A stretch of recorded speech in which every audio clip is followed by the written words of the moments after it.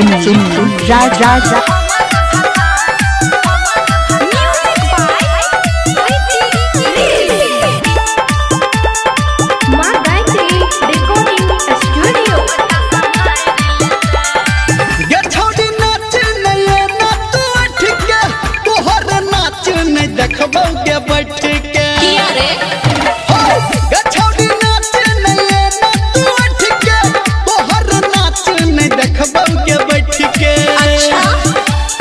जिला मधुबनी तमारू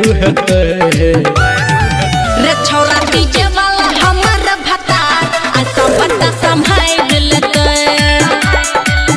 चाही लाठी भाला चले तलवार आ सब के संभाल लेते छौरा डीजे वाला हमर भतार आ सब बता संभाल लेते डायरेक्टर सुनिए राज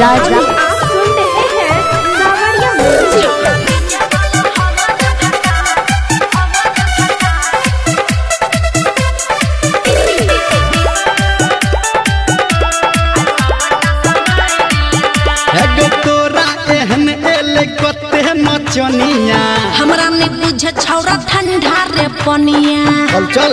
अच्छा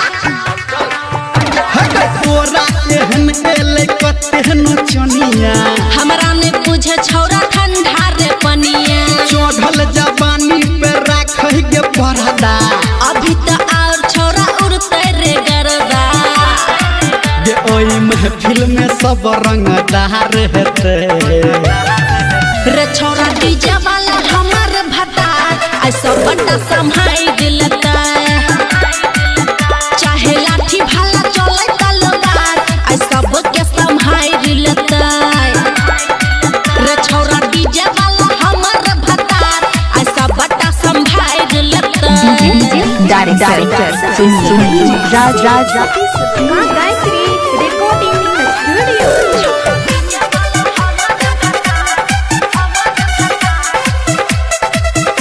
मोबाइल नंबर है 9717454165। कर न छौरी तू कोनो नादानी आना रे अखरा में गाते तू जानी अच्छा हाँ कर न छौरी तू कोनो नादानी आना रे अखरा में गाते तू जानी धर्मेंद्र निरमलिया की कहते डीजे पे गाना हा ओकरे रे रहते ये समियाना के तोहर उखाड़ देते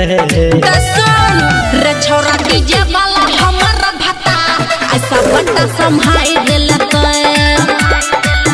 चाही लाठी भाला चले तलवार आ सब के संभाल लेते छौरा डीजे वाला हमर भतार ऐसा बड़ा संभाल लेते डीजे डायरेक्टर सुनिए राज